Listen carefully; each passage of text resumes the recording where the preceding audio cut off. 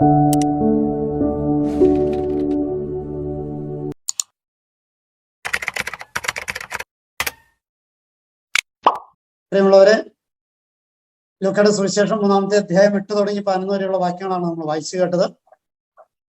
ഈ വചനം പ്രത്യേകിച്ച് നമുക്കറിയാം സ്നാപകയോഹന്നാൻ എന്റെ പ്രഭാഷണത്തിന്റെ ഭാഗമാണ്. സ്നാപകയോഹന്നാന്റെ പ്രഭാഷണം 4 സുവിശേഷങ്ങളിലും പ്രതിപാദിച്ചിട്ടുണ്ട്.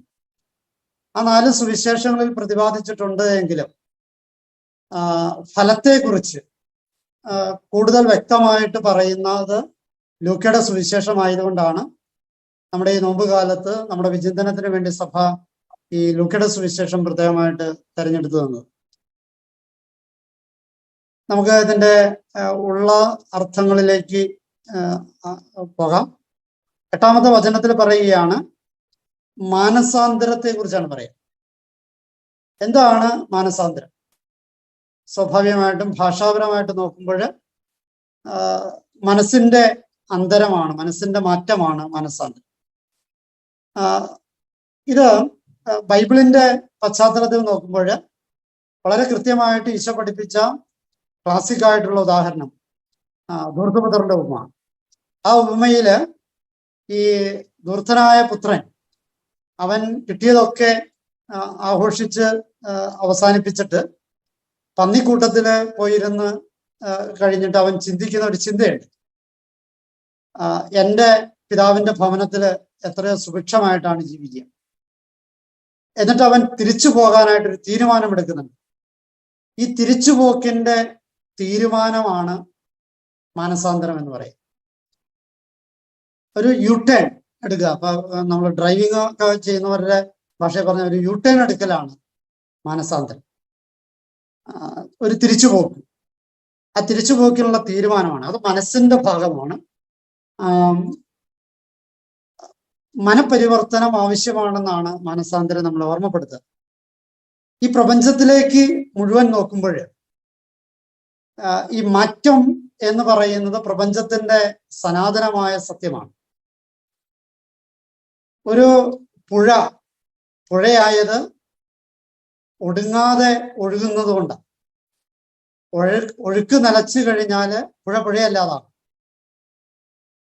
ഒടുങ്ങാതെ കത്തി എരിയുന്നത് കൊണ്ടാണ് സൂര്യനായിരിക്കുന്നത്. എപ്പോഴെങ്കിലും ഈ മാറ്റം സൂര്യന് സംഭവിച്ചാല് അവിടെ പ്രശ്നമാകും. അപ്പം മാറിക്കൊണ്ടിരിക്കുക. സൂര്യൻ കത്തി ജ്വലിച്ചുകൊണ്ടിരിക്കുക, പുഴ മാറിക്കൊണ്ടിരിക്കുക.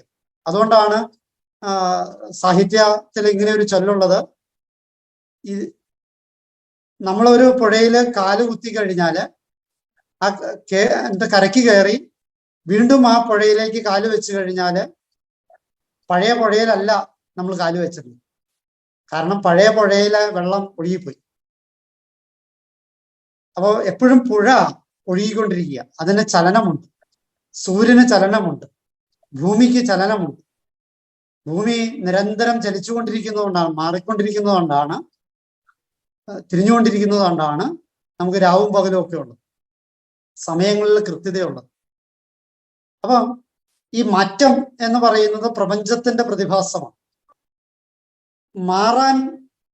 മാറ്റമില്ലാതെ ഒരു കാര്യമുണ്ടെങ്കിൽ അത് ചത്തതാണ്. ചലനമറ്റത് ചത്തതാണ്. മാറാൻ മടിക്കുന്നത് മരിക്കാനുള്ള മനസ്സമ്മതമാണെന്ന് സാരം. മാറാൻ മടിക്കുന്നത് മരിക്കാനുള്ള മനസ്സമ്മതം. അപ്പൊ എനിക്ക് മാറ്റം വേണമോ വേണ്ടയോ എന്നുള്ളതാണ്. ഈ നോമ്പ് കാലത്ത് എനിക്ക് മാറ്റം ഉണ്ടായോ? മാനസാന്തരം ഉണ്ടായോ? മാറ്റമില്ലെങ്കിൽ നീ ചത്തു എന്നർത്ഥം. ചലനമറ്റതൊക്കെ ചത്തതാ. അതാണല്ലോ നമ്മുടെ ജീവശാസ്ത്രം പഠിപ്പിക്കുന്നത്. ചലനമില്ല എങ്കിൽ വൃക്ഷങ്ങൾ മാറുന്നു, ജന്തുക്കൾ മാറുന്നു, ജീവജാലങ്ങൾ മാറുന്നു, കല്ല് മാറുന്നു, കെട്ടിടം മാറുന്നു, മിനിമം പെയിന്റെങ്കിലും അടിച്ചു മാറുന്നുണ്ട്. എന്നിട്ട് നമുക്ക് എന്തേ മാറ്റമില്ല.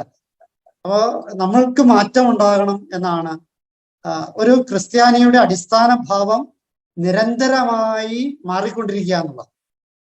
എപ്പോഴെങ്കിലും തോന്നുകയാണ് എനിക്ക് മാറേണ്ട കാര്യമില്ല, എങ്ങനെയൊക്കെ തന്നെ തുടർന്നാൽ മതി എന്ന് വിചാരം വന്നു കഴിഞ്ഞാൽ അവൻ ആത്മീയമായ മരണത്തിലേക്കാണ് പോകുന്നതെന്ന്. അതുകൊണ്ടാണ് മാനസാന്തരം ക്രിസ്തു ശിക്ഷന്റെ അടിസ്ഥാന ഭാവമാകണം എന്ന് പറയുക. അതുകൊണ്ട് തന്നെ അടുത്ത കാര്യം പറയുകയാണ്, 8ാമത്തെ വാക്യത്തിൽ തന്നെ മാനസാന്തരപ്പെട്ട മാത്രം പോരാ, ഫലങ്ങൾ പുറപ്പെടുവിക്കും. മാനസാന്തരത്തിന്റെ ഫലങ്ങൾ പുറപ്പെടുവിക്കും. ഫലം എന്ന് പറയുന്നത് ഉള്ളിലുള്ളതാണ്, പക്ഷെ അത് പുറത്തേക്ക് വരുമ്പോഴാണ് ഫലാവും. ഒരു ചക്ക എന്ന് പറയുന്ന സാധനം പ്ലാവിന്റെ ഉള്ളിലുണ്ട്. ആ ഉള്ളിലുള്ള ചക്കയെ പ്ലാവ് പുറത്തേക്ക് കൊണ്ടുവരുമ്പോഴേ ചക്കയാവുന്നുള്ളൂ. ഒരു കുഞ്ഞിനെ ഗർഭം ധരിച്ചിരിക്കുന്ന അമ്മയുടെ വയറ്റിൽ കുഞ്ഞുണ്ട്. പക്ഷെ കുഞ്ഞാകുന്നത് എപ്പോഴാണ്? ഈ അമ്മയുടെ ഉദരത്തിൽ നിന്ന് പുറത്തേക്ക് വരുമ്പോഴാണ്. അപ്പോ നമുക്ക് സ്നേഹമുണ്ട്.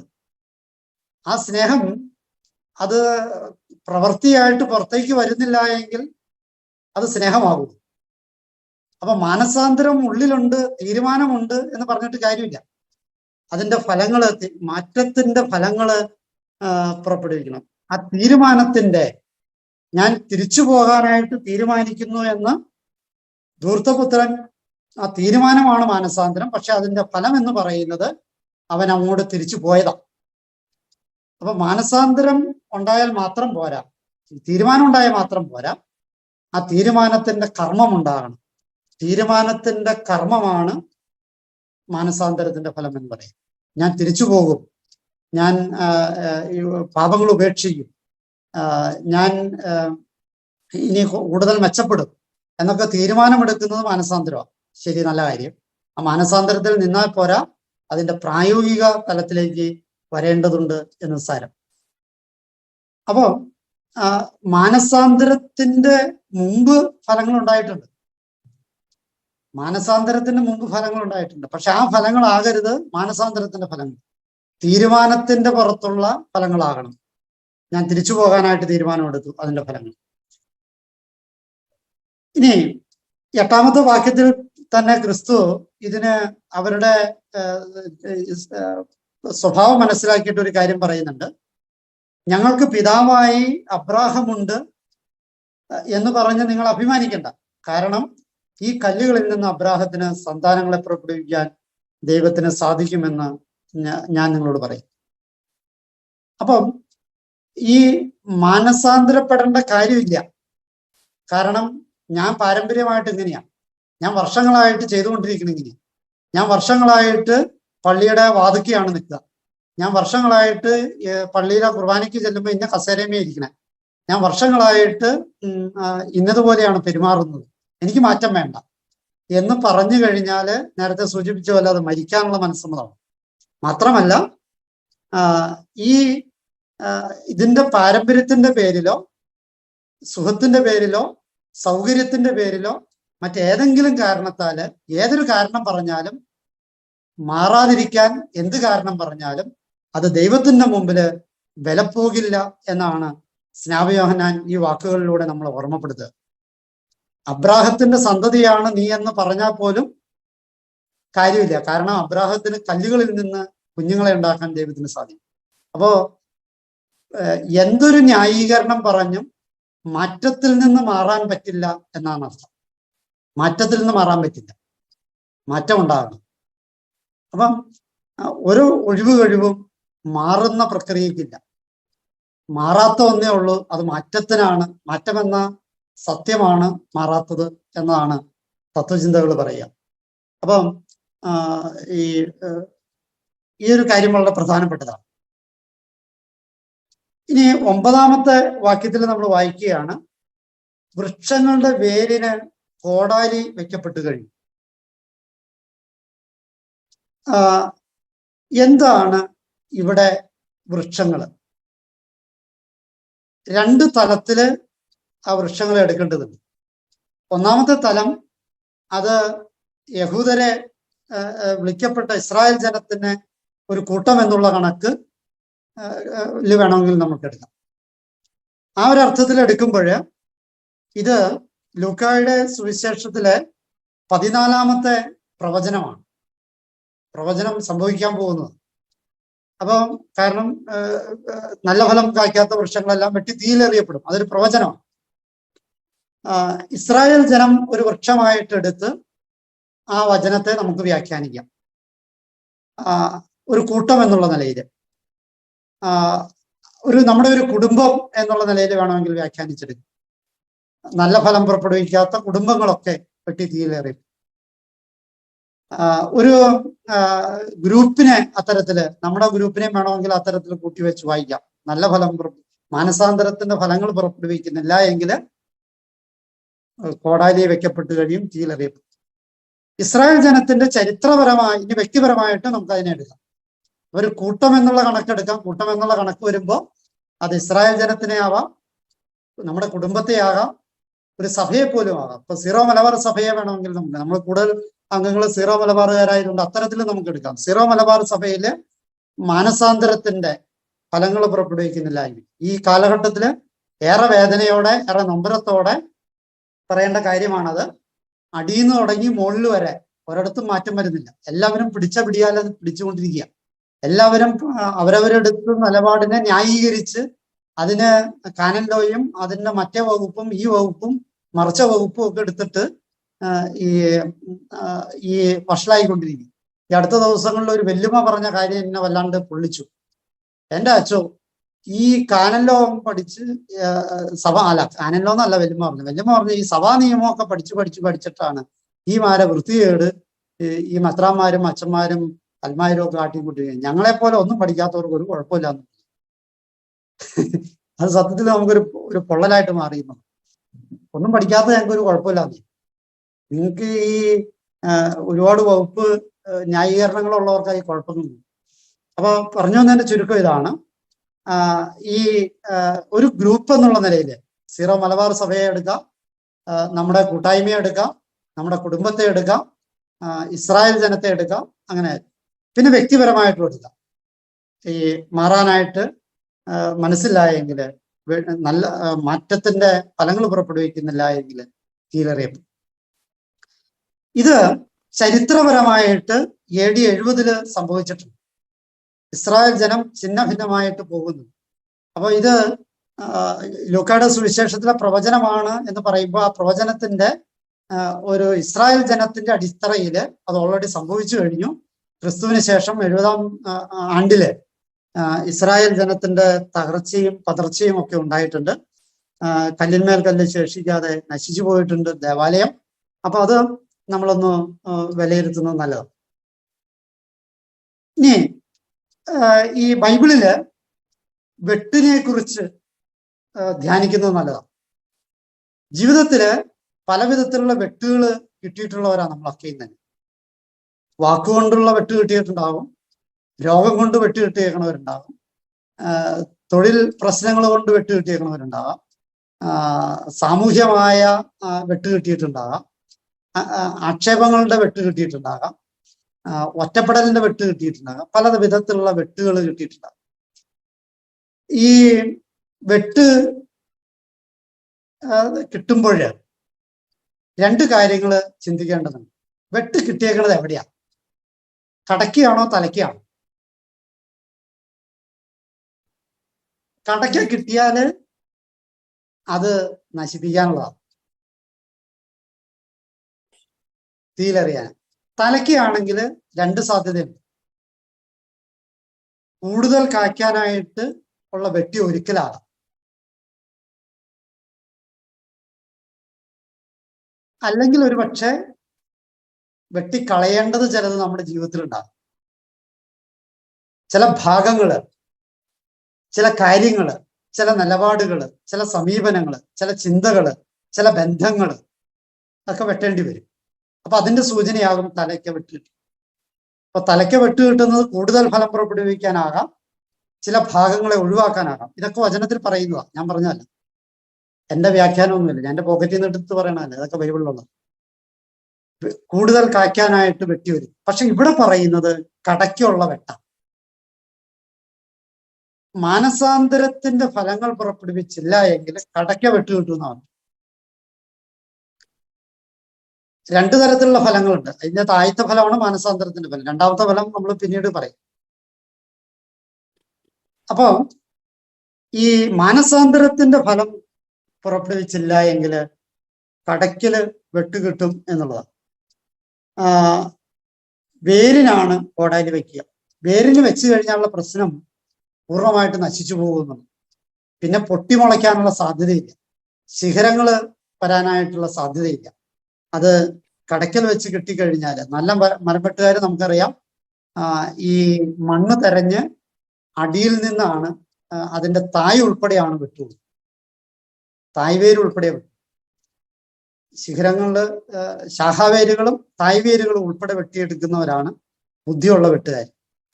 തീർച്ചയായിട്ടും ദൈവത്തിന്റെ വെട്ട് അത്തരത്തില് താഴ്ത്തിയായിരിക്കും വെട്ടുക, പിന്നീട് ഒരിക്കലും മുളച്ചു വരാത്തവിധത്തിൽ. അത് വെട്ടുക മാത്രമല്ല, തീരെറിയപ്പെടുന്നതാണ്.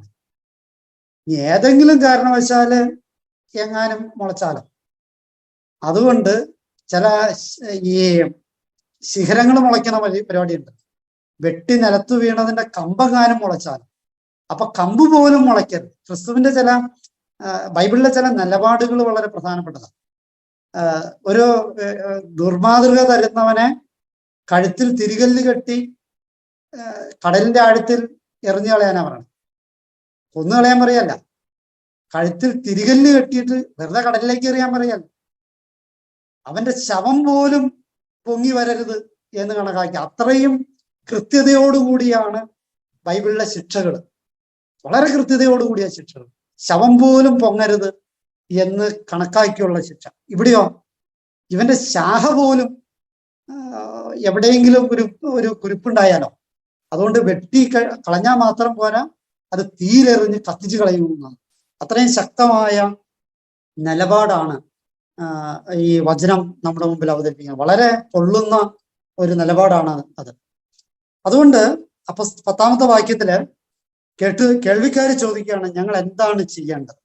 ഞങ്ങൾ എന്താ ചെയ്യേണ്ടത്? എപ്പോഴും നമ്മൾ നമ്മോട് തന്നെയും നമ്മുടെ ആത്മീയ പിതാക്കന്മാരോടും ദൈവത്തോടും ഒക്കെ നിരന്തരമായി ചോദിക്കപ്പെടേണ്ട ചോദ്യമാണ്, ഞാൻ എന്താ ചെയ്യേണ്ടത്? ആ ചോദ്യത്തിന് ഉത്തരത്തിന് വേണ്ടി കാതോർത്തിരുന്നാല് ദൈവത്തിൽ നിന്ന് ഉത്തരം കിട്ടും, തീർച്ചയായിട്ടും കിട്ടും. പ്രശ്നം എന്താന്ന് വെച്ചാല് നമ്മള് ചോദ്യം ചോദിക്കുന്നില്ല, നമ്മൾ കുറെ പ്രാർത്ഥനകൾ അങ്ങോട്ട് ചൊല്ലിക്കൂട്ടുക. ഒരു വിസർജന സുഖമാണ് നമുക്ക് കിട്ടണേ. വായിൽ നിന്ന് കുറച്ച് പുറത്തേക്ക് അങ്ങോട്ട് പോയി കഴിയുമ്പോൾ ഒരു സുഖ. അവിടെയല്ല, അല്പം മനനത്തിന് സാധ്യതയുണ്ട്. ഒന്ന് നിശബ്ദമായി കാതോർത്താല്, ദൈവത്തോട് ഞാൻ എന്താ ചെയ്യണ്ടേ എന്ന് ചോദിച്ചിട്ടൊന്ന് സ്വസ്ഥതയിരുന്നാല് ഉത്തരം നമുക്ക് കിട്ടും. ദൈവത്തിൽ നിന്ന് കിട്ടും, നമ്മുടെ ഉള്ളിൽ നിന്ന് കിട്ടും, നമ്മുടെ ആത്മീയ പിതാക്കന്മാരിൽ നിന്ന് നമുക്ക് കിട്ടും. അപ്പൊ ഈ ഒരു ചോദ്യം ഇല്ലാതെ പോകുന്നു എന്നുള്ളത് ജീവിതത്തിന്റെ വലിയ ദുരന്തമാണ്. എന്താ ചെയ്യണ്ടേന്ന് എനിക്കറിയാം, ഇതാണല്ലോ നമ്മൾ പറയണത്. എന്താ ചെയ്യേണ്ടതെന്ന് എനിക്കറിയാന്നേ, നിന്റെ ഉപദേശമൊന്നും വേണ്ടേ, നിന്റെ ഉപദേശമൊന്നും എനിക്ക് വേണ്ട, എനിക്കറിയാം എന്താ ചെയ്യേണ്ടത്. പക്ഷെ എന്ത് ചെയ്യാമെന്ന് എനിക്കറിയാം എന്നല്ല നമ്മൾ പറഞ്ഞുകൊണ്ടിരിക്കേണ്ടത്. നമ്മൾ പറഞ്ഞുകൊണ്ടിരിക്കേണ്ടത് ചോദ്യമാണ്, ഞാൻ എന്താണ് ചെയ്യേണ്ടത്? അത് എന്നോട് തന്നെ ചോദിക്കുക, നമ്മുടെ ജീവിത പങ്കാളിയോട് ചോദിക്കുക, നമ്മുടെ ദൈവത്തോട് ചോദിക്കുക, നമ്മുടെ ആത്മീയ നേതൃത്വത്തോട് ചോദിക്കുക. അവിടെ അങ്ങനെ ചോദ്യങ്ങൾ വരുമ്പോൾ നമുക്ക് ദൈവത്തിന്റെ പദ്ധതി പലരിലൂടെ വെളിപ്പെടുത്തപ്പെട്ടു കിട്ടും. അപ്പോ ഈ ചോദ്യം നിരന്തരമായിട്ട് ചോദിച്ചുകൊണ്ടിരിക്കണം, ഞാൻ എന്താണ് ചെയ്യേണ്ടത്? അപ്പോ അതിന് ഉത്തരം പറയുന്നത് 11ാമത്തെ വാക്യത്തിൽ പറയുകയാണ്, രണ്ടുടുപ്പുള്ളവൻ ഒന്നില്ലാത്തവന് കൊടുക്കട്ടെ, ഭക്ഷണമുള്ളവനും അങ്ങനെ കൊടുക്കട്ടെ. അപ്പോ 2 തരത്തിലുള്ള ഫലങ്ങൾ പുറപ്പെടുവിക്കാനാണ് ഈ വചനം പറയുക. ഒന്നാമത്തേത് മാനസാന്തരത്തിന്റെ ഫലങ്ങള്, രണ്ടാമത്തേത് സൽക്കർമ്മത്തിന്റെ ഫലങ്ങൾ. മാനസാന്തരത്തിന്റെ ഫലങ്ങളും സൽക്കർമ്മത്തിന്റെ ഫലങ്ങളും. ഈ സൽക്കർമ്മത്തിന്റെ ഫലങ്ങളെ കുറിച്ചാണ് 2ാമത്തെ ഭാഗം ഈ 11ാമത്തെ വാക്യത്തിൽ പറയും. ഞാനൊരു ചിന്തയിലേക്ക് നിങ്ങളെ കൂട്ടിക്കൊണ്ടുപോകാൻ ആഗ്രഹിക്കുക. കരിസ്മറ്റിക് നവീകരണ പ്രസ്ഥാനം വന്നു കഴിഞ്ഞപ്പോൾ നമ്മുടെ കേരളത്തിനുണ്ടായ, മലയാളിക്കുണ്ടായ വലിയ മാറ്റം, നന്മയുടെ ഒരു മാറ്റം എന്ന് പറയുന്നത് ദശാംശത്തെക്കുറിച്ചുള്ള അവബോധം, 10 ദാനം ചെയ്യുന്നതിനെ കുറിച്ച്. ആ ദശാംശ ചിന്ത ഈ കരിസ്മറ്റിക് നവീകരണം വന്നപ്പോൾ വന്നു. പക്ഷേ ശ്രദ്ധാപൂർവം ബൈബിൾ വായിച്ചു കഴിഞ്ഞാൽ ഈ ദശാംശം എന്ന് പറയുന്നത് പഴയ നിയമസങ്കല്പമാണ്. പുതിയ നിയമത്തിൽ ദശാംശത്തെ കുറിച്ച് ക്രിസ്തു പറയുന്നേ ഇല്ല. ഇനി പറയുന്നുണ്ട്, അത് നെഗറ്റീവായിട്ടാണ്. എന്താ പറയണേ, നിങ്ങള് ഇതിന്റെ ശതകുപ്പയുടെ ഒക്കെ ദശാംശം കൊടുക്കുന്നു, എന്നാൽ കൽപ്പനകളിൽ നിന്ന് അകന്നു പോകുന്നു എന്നുള്ളത്. അപ്പൊ ദശാംശം കൊടുക്കുന്നതിനെ കുറിച്ച് പഴയ നിയമം വാചാലമാകുമ്പോൾ പുതിയ നിയമം ദശാംശത്തെ കുറിച്ച് മൗനമാവുകയും, ഇനി അഥവാ ക്രിസ്തു അതിനെക്കുറിച്ച് പറഞ്ഞു തന്നെ അത്ര പോസിറ്റീവായിട്ടല്ല, അല്പം നെഗറ്റീവായിട്ട് കൂടി. അപ്പൊ പിന്നെ ഈ പുതിയ നിയമത്തിന്റെ തത്വം എന്ത്? പുതിയ നിയമത്തിന്റെ തത്വം കുറെ കൂടി കടന്ന കയ്യ. അത് മത്തായിയുടെ സുവിശേഷത്തിലാണ് അത് വളരെ വ്യക്തമായിട്ട് പല രീതികളിലൂടെ അവതരിപ്പിച്ചുകൊണ്ടിരിക്കുക. പുതിയ നിയമത്തിൽ 10-1 2-1, പകുതി പകുതിയാണ്. അത് പറയാൻ നമുക്കിത്തിരി ബുദ്ധിമുട്ടാണ്. മത്തായിയുടെ സുവിശേഷം 5-ാമത്തെ അധ്യായം 40-41 വാക്യങ്ങളിൽ പറയുകയാണ്, നിന്നോട് ഉടുപ്പ് ചോദിക്കുന്നവന് ഉടുപ്പ് മാത്രമല്ല മേലങ്കി കൂടി കൊടുക്കും. രണ്ടും കൂടി കൊടുക്കണമെന്നാണ്. 1 മൈൽ പോകാൻ ആഗ്രഹിക്കുന്നവനോട് ഒപ്പം 2 മൈൽ പോകാം. മത്തായിയുടെ സുവിശേഷം 10-ാമത്തെ അധ്യായം 10-ാമത്തെ വാക്യം, അത് പ്രേക്ഷിത ദൗത്യത്തിന് പോണവനോട് പറയാണ്, 2 ഉടുപ്പ് വേണ്ട, 1 മതി. അപ്പൊ ഒന്ന് എന്ത് ചെയ്യണം? 1 ബാക്കിയുള്ളവർ കൊടുക്കണം. മത്തായിയുടെ സുവിശേഷം 10-ാമത്തെ അധ്യായം 29-ാമത്തെ വാക്യത്തിൽ പറയാണ്, 2 കുരുവികളിൽ 1 പിതാവിന്റെ അറിവ് കൂടാതെ നിലം പതിക്കില്ല എന്ന് നിനക്കറിയില്ലേ? ഈ 2 കുരുവികള്, അതായത് പറയുന്നതാണ്, ദേവാലയത്തിൽ കാഴ്ച സമർപ്പിക്കുമ്പോൾ ഒരു ധനാരയ്ക്ക് 2 കുരുവികൾ കിട്ടും. അപ്പൊ ഈ 2 കുരുവികളിൽ 1 പിതാവിന്റെ അറിവ് കൂടാതെ നിലം പതിക്കില്ല. അതിന്റെ പൊരുളെന്താ? ദൈവത്തിന് കാഴ്ചയർപ്പിക്കുന്നതില് ദൈവത്തിന് സ്വീകാര്യമാകണമെങ്കിൽ ഈ 2-1 കൊടുക്കണം, അല്ലെങ്കിൽ അത് നിലം പതിച്ചു പോകും. ക്ലിയർ ആവുന്നുണ്ടോ? ഇത്തിരി കടുപ്പാവും. എന്നെ കല്ലെടുത്ത് എറിഞ്ഞേക്കരുത്. ഓൺലൈൻ ആയതുകൊണ്ട് കല്ലെടുത്ത് എറിയില്ല എന്നുള്ള ഉറപ്പിലാണ് ഞാൻ ഇതൊക്കെ പറയുന്നത്. ഇത് 2-1 ബൈബിളിന്റെ കാര്യം. ഈ 2 കുരുവികളിൽ 1 കർത്താവിന്റെ മനസ്സറിയാതെ പോകില്ല എന്ന് പറഞ്ഞാല്, 1 നിനക്ക് അവകാശപ്പെട്ടതും 1 അപരർക്ക് അവകാശപ്പെട്ടതും. ഈ അപരന് അവകാശപ്പെട്ടത് കൊടുത്തില്ല എങ്കിൽ കർത്താവിന്റെ അറിവോടുകൂടി അത് നിലംപതിച്ചു. അതാണ് പറഞ്ഞതിന്റെ പൊരുള്. അതുകൊണ്ടാണല്ലോ നമ്മള് പുതിയ നിയമത്തില് ഈ പത്രോസിന്റെ അടുത്ത് അനനിയാസും സാഫീറായും കൊണ്ട് ഈ പൂഴ്ത്തി വെച്ചിട്ട് ദശാംശം കൊടുത്തു കഴിഞ്ഞപ്പോ മരിച്ചു വീഴുന്ന സംഭവമൊക്കെ. പുതിയ നിയമം ദശാംശമല്ല പറയുന്നത്, 2-1.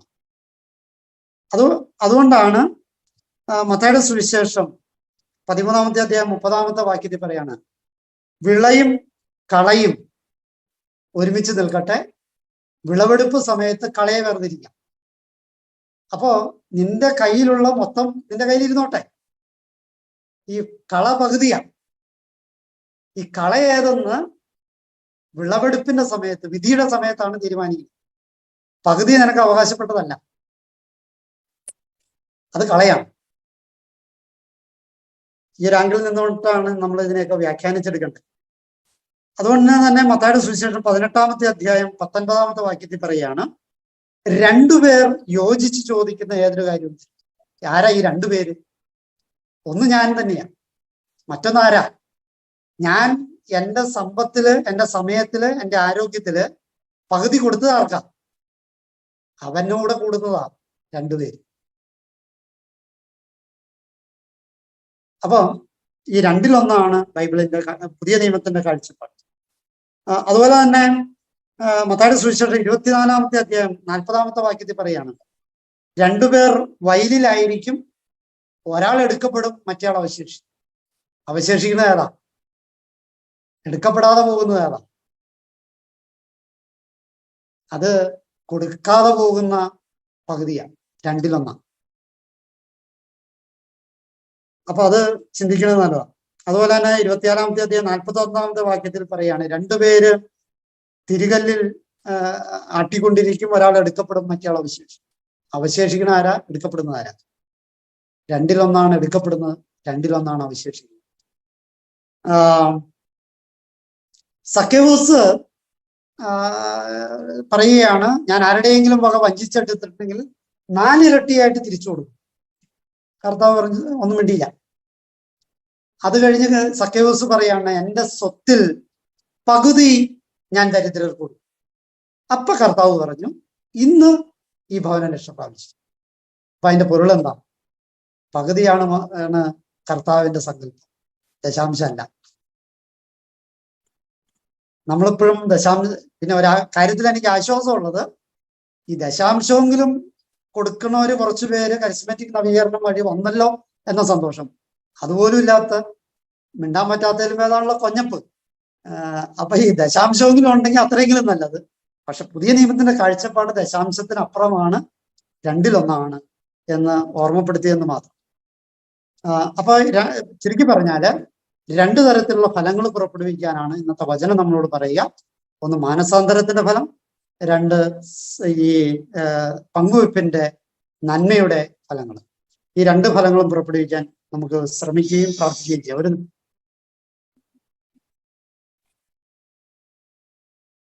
ഒരു നിമിഷം നമുക്ക് പ്രാർത്ഥിക്കാം.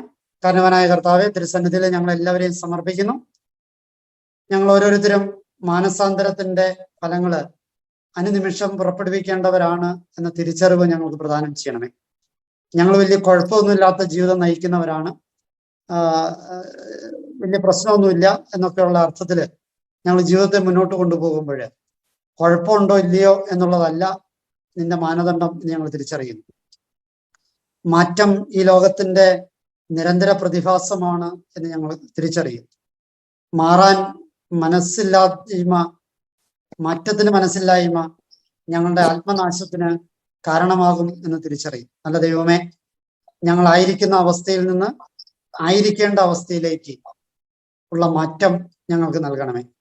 ഞങ്ങൾ എന്തായിരിക്കുന്നുവോ ആ അവസ്ഥയിൽ നിന്ന് യഥാർത്ഥത്തിൽ എന്തായിരിക്കേണ്ട അവസ്ഥയായി ഉണ്ടോ അതിലേക്ക് മാറാനുള്ള കൃപ ഞങ്ങൾക്ക് പ്രദാനം ചെയ്യണം.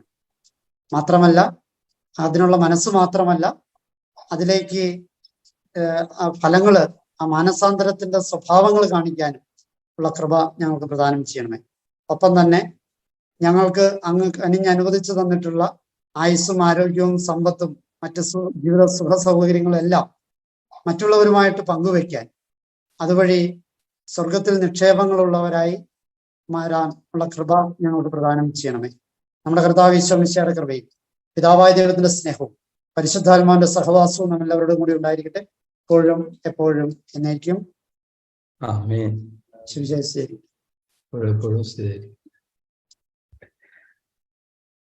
പീറ്ററച്ചന് നന്ദി പറയാനായിട്ട് എൽസി ജോസിനെ ക്ഷണിച്ചോളൂ. നമുക്ക് നന്ദി പറയുന്നതിന് മുമ്പ് നമുക്ക് നമ്മുടെ ഒരു മീറ്റിംഗ് കൂടിയിട്ട് നന്ദി പറഞ്ഞ പോലെ പോകേണ്ടവർക്ക് പോകാമല്ലോ, തിരക്കുള്ളവർക്ക്. ഈശോയിൽ പ്രിയപ്പെട്ടവരെ, ബഹുമാനപ്പെട്ട നമ്മുടെ ആത്മീയ പിതാവ് പങ്കുവച്ച സ്വർഗീയ രഹസ്യങ്ങൾ നമ്മൾ ശ്രദ്ധിച്ചു. നമ്മുടെ പരിശുദ്ധാത്മാവിന്റെ പ്രവർത്തനം ഓരോ പ്രഭാതത്തിലും പുതിയതാണ് എന്ന് വചനം പറയുന്നുണ്ട്. തീർച്ചയായും നമ്മുടെ ആത്മീയ പിതാവ് പറഞ്ഞതുപോലെ മാറ്റം അത്യാവശ്യമാണ്. ആ മാറ്റം അത്യാവശ്യമാണെന്ന് പരിശുദ്ധാത്മാവ് മനസ്സിലാക്കിയത് കൊണ്ട് തന്നെ പ്രിയപ്പെട്ടവരെ, നമുക്കറിയാം ഈ തിരുവചന ശുശ്രൂഷ മുന്നോട്ട് കൊണ്ടുപോവുകയാണ്. അതിൽ വേണ്ട മാറ്റങ്ങളെ കുറിച്ച് നമ്മളൊന്ന് ചർച്ച ചെയ്യാനാണെന്ന് പരിശുദ്ധാത്മാവ് നമ്മളെ ഒരുമിച്ച് കൂട്ടിയിരിക്കുന്നത്. നമുക്ക് അതിലേക്ക് കടക്കാം. നമ്മുടെ ശുശ്രൂഷയെ കുറിച്ചുള്ള അഭിപ്രായങ്ങൾ പറയാൻ ആത്മാവ് പ്രേരണ നൽകുന്നവർക്ക് പറയാം. എന്തൊക്കെ മാറ്റങ്ങളാണ് നമ്മൾ ഇതിൽ വരുത്തേണ്ടതെന്ന് പറയാം. അതിനു മുമ്പ് ഞാനൊരു മാറ്റത്തിന്റെ കാര്യം ഒന്ന് സൂചിപ്പിക്കാം. എനിക്ക് കുറച്ച് നാളത്തേക്ക് ഈ ഇപ്പോൾ ഇരിക്കുന്ന ഈ ഒരു നിങ്ങൾക്ക് മനസ്സിലാക്കുന്ന ഒരു ഇതുണ്ടല്ലോ, ഒന്നുമില്ല, നമ്മളൊക്കെ ഒരുമിച്ച് തന്നെയാണ് പോകുന്നതെങ്കിലും ഇപ്പോഴുള്ള ഈ ഒരു അവസ്ഥ അത് കർത്താവ് കുറച്ച് നാളത്തേക്ക് ഒരു 3 പേർക്കായിട്ട് വീതം വെക്കുകയാണ്. അത് പരിശുദ്ധ, ശരിക്കും ഇത് ശുശ്രൂഷയെ കൊണ്ടുപോകുന്നത് പരിശുദ്ധ അമ്മ തന്നെയാണ് ഇതിന് നേതൃത്വം കൊടുത്ത് കൊണ്ടുപോകുന്നത്.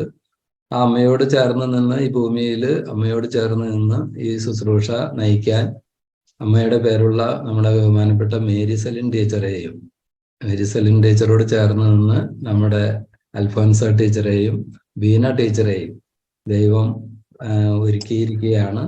നമുക്ക് അതിനെ ഓർത്ത് ദൈവത്തിന് നന്ദി പറഞ്ഞുകൊണ്ട് ഒന്ന് കൈയടിച്ച് ദൈവത്തെ മഹത്വപ്പെടുത്താം. ഇനി അവർ ദൈവം ആഗ്രഹിക്കുന്ന സമയം, ഇന്ന് ബഹുമാനപ്പെട്ട ആത്മീയ പിതാവ് പറഞ്ഞോണം, ദൈവം ആഗ്രഹിക്കുന്ന സമയം വരെ അവരിലൂടെ ഈ ശുശ്രൂഷ, അതുപോലെ തന്നെ ആത്മീയ പിതാക്കന്മാര്, ലീഡർമാര്, ഗ്രൂപ്പ് ലീഡർമാരായിരിക്കും ഓരോ ദിവസത്തെയും, അതുപോലെ തന്നെ ആത്മീയ പിതാക്കന്മാരുമായിരിക്കും ഓരോ ദിവസത്തെയും ശുശ്രൂഷകൾ ക്രമീകരിക്കുന്നത്.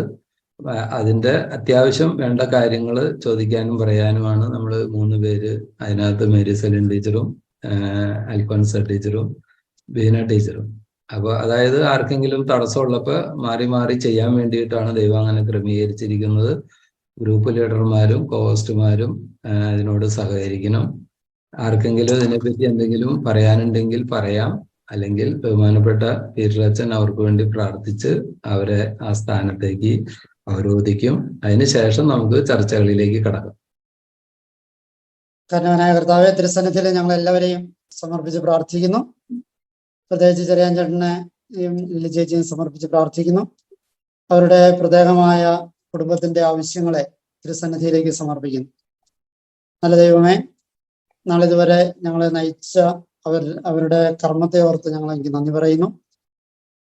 അവരുടെ ദൗത്യങ്ങളെ അങ്ങയുടെ പദ്ധതി അനുസരിച്ച് അങ്ങയുടെ ദൂതന്മാരെ അവർക്ക് മുമ്പേ അയച്ച് എല്ലാം ക്രമീകരിക്കണമേ എന്ന് പ്രാർത്ഥിക്കുന്നു. നല്ല ദൈവമേ, ഈ ശുശ്രൂഷ സന്തോഷത്തോടെ അതിന്റെ നേതൃത്വത്തിലേക്ക് വന്നിട്ടുള്ള സഹോദരിമാരെ സമർപ്പിച്ച് പ്രാർത്ഥിക്കുന്നു. നല്ല ദൈവമേ, ഈ ശുശ്രൂഷയുടെ നേതൃത്വം അവർ ഏറ്റെടുക്കുമ്പോൾ അങ്ങ് തന്നെ അവർ വഴി നടത്തണമേ എന്ന് പ്രാർത്ഥിക്കുന്നു. അവരുടെ ഈ ശുശ്രൂഷയ്ക്ക് വേണ്ടി കൂടുതൽ സമയം അതിനുവേണ്ടി ചെലവഴിക്കുമ്പോൾ അതുകൊണ്ട് അവരുടെ വ്യക്തി ജീവിതത്തില്, കുടുംബജീവിതത്തിലൊക്കെ ഉണ്ടാകുന്ന പോരായ്മകള് നിന്റെ പ്രത്യേകമായ അനുഗ്രഹത്താൽ നികത്തണമേ എന്ന് പ്രാർത്ഥിക്കുന്നു. നല്ല ദൈവമേ, പരിശുദ്ധ അമ്മേ, മാതാവേ, ഈ ദൗത്യമേൽക്കുന്ന സഹോദരിമാരെ പ്രത്യേകമായി അങ്ങയുടെ തൃക്കരങ്ങളിലേക്ക് സമർപ്പിക്കുന്നു. അമ്മയുടെ വിശുദ്ധിയുടെ കാപ്പയ്ക്കുള്ളിൽ ഈ സഹോദരിമാരെ സംരക്ഷിച്ചു കൊള്ളണം. നന്മറിഞ്ഞ മറിയമേ, സ്വസ്തി, കർത്താവ് അങ്ങയിലൂടെ സ്ത്രീകളിൽ അങ്ങ് അനുഗ്രഹിക്കപ്പെട്ടുള്ളാവുന്നു. നമ്മുടെ ഫലമായി ഈശോ അനുഗ്രഹിക്കപ്പെടാവുന്നു. പരിശുദ്ധ മറിയമേ, തമ്പുരാന്റെ അമ്മേ, പാപികളായ ഞങ്ങൾക്ക് വേണ്ടി ഇപ്പോഴും ഞങ്ങളുടെ നമ്മുടെ കർത്താവ് യേശുമിശിഹായുടെ കൃപയും പിതാവായ ദൈവത്തിന്റെ സ്നേഹവും പരിശുദ്ധാത്മാവിന്റെ സഹവാസവും നേതൃത്വത്തിലേക്ക് വരുന്ന എല്ലാ സഹോദരിമാരോടും കൂടി ഉണ്ടായിരിക്കട്ടെ, ഇപ്പോഴും എപ്പോഴും എന്നേക്കും.